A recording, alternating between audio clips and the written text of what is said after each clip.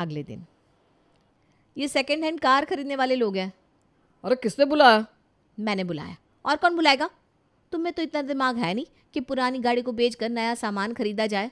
अब मुझे ही ये सब देखना पड़ेगा ना। अरे भाग्यवान, 4 पैसे हैं जो मैंने बुरे वक्त के लिए संभाल कर रखे हैं। तुम मेरे सारे पैसे में आग लगाने पर क्यों तुली हो? ज़रूरत क्या है गाड़ी की? गाड़ी हमने अपनी सुविधा के लिए ली हुई है, कॉलोनी वालों को दिखाने के लिए नहीं। मैं अपनी पुरानी गाड़ी बेचने वाला नहीं हूँ। मेरा काम बड़े आराम से चल रहा है इस गाड़ी से। मुझे गाड़ी बेचने और नई गाड़ी खरीदने का कोई शौक नहीं है। तुम मुझे हमेशा इस बात का एहसास करा ही देते हो कि इस घर पर मेरा कोई अधिकार नहीं है। अगर इस घर के सारे फैसले तुम्हें ही लेने हैं तो आखिर मैं इस घर में हूँ ही क्यों? मुझे क्या इस घर में झाड़ू पोछा करने और खाना बनवाने के लिए लेकर आए थे? देखो मैं बता रही हूँ। इतना कहकर ममता जोर जोर से रोने लगती है। अरे बिल्कुल भी शर्म लिहाज नहीं है क्या तुम दोनों के अंदर? किसी के भी सामने लड़ने मरने को तैयार हो जाते हो। मेरा तो तुम्हें कोई लिहाज बचा ही नहीं।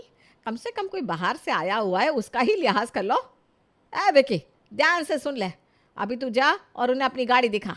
गाड़ी बेचनी है कि नहीं, इस बात पर यह कुत्ते बिल्ली वाला झगड़ा उनके जाने के बाद करना। माँ के कहने पर विक्की जाकर गाड़ी देखने आए हुए लोगों को अपनी गाड़ी दिखा देता है खरीदारों के जाने के बाद।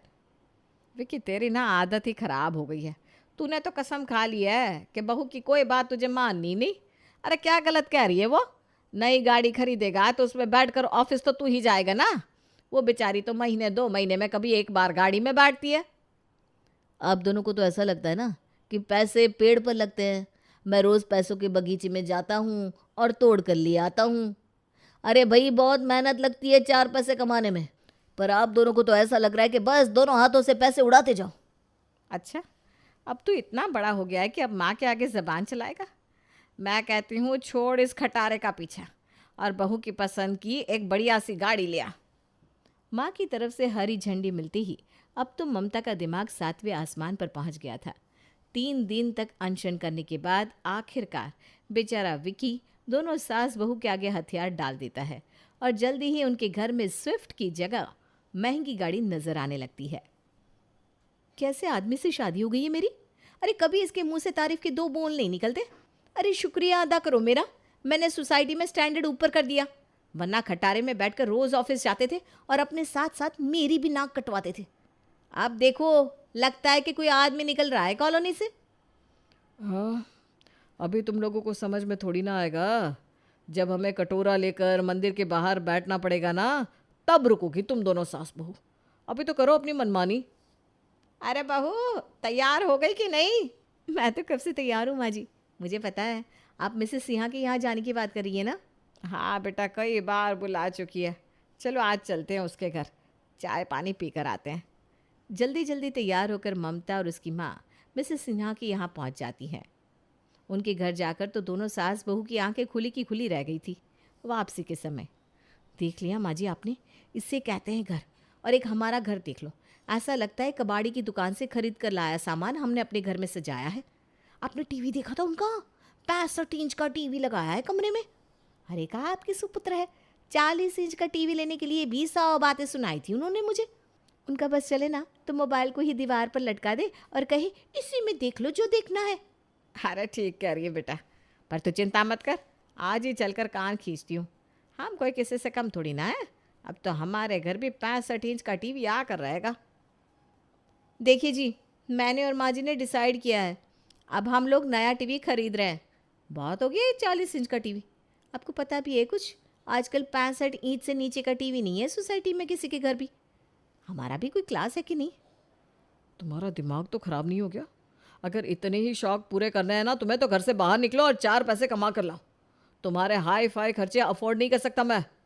पति की सैलरी कितनी है ये भी जानती हो या सिर्फ फरमाइशी करनी आती है? अरे हाँ हाँ पता है, तू ऐसे ही ड्रामा करने वाला है, पहले से पता था। इसीलिए हमने पहले ही EMI पर टीवी लेने का मन बनाया है।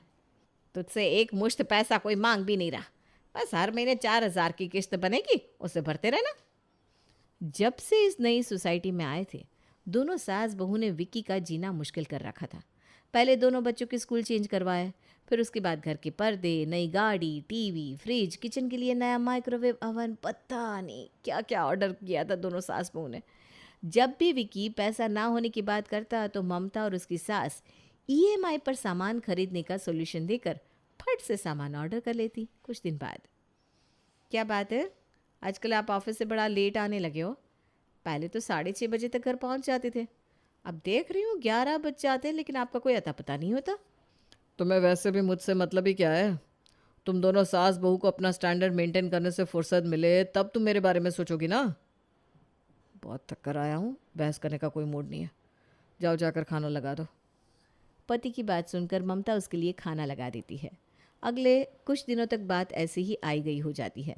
2 दिन बाद अचानक ही मकान मालिक उनके घर पहुंच जाता है। अरे भाई 3 महीने हो गए रिमाइंडर देते हुए, अब तो आपके बेटे ने मेरा फ़ोन उठाना भी बंद कर दिया है। अरे बहन जी, मेरे मकान में रह रहे हैं आप लोग, तो किराए दिए बिना मुफ्त में रह लेंगे क्या? गलती कर दी मैंने जो आप लोगों को शरीफ इंसान समझकर अपने घर में रहने दिया। मुझे पता होता ना कि आप लोग इतने बड़े डिफ़ॉल्टर निकलेंगे, तो अपने मकान में घुसने भी ना देता मैं आपको। अरे भाई साहब, कैसी बात कर रहे हैं आप? हम वाकई शरीफ लोग हैं। पता नहीं ऐसा कैसे हो गया कि मेरे बेटे ने किराया नहीं दिया। ज़रूर भूल गया होगा। अरे बड़ा मेहनती और ईमानदार बच्चा है वो। प्लीज़ उसके बारे में ऐसे अनाप शनाप बातें मत करिए आप।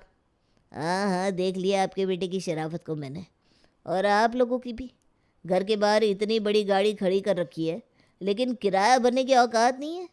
चले आते हैं किराए पर मकान लेने के लिए। देखिए, आखिरी वार्निंग देने आया हूँ आप लोगों को।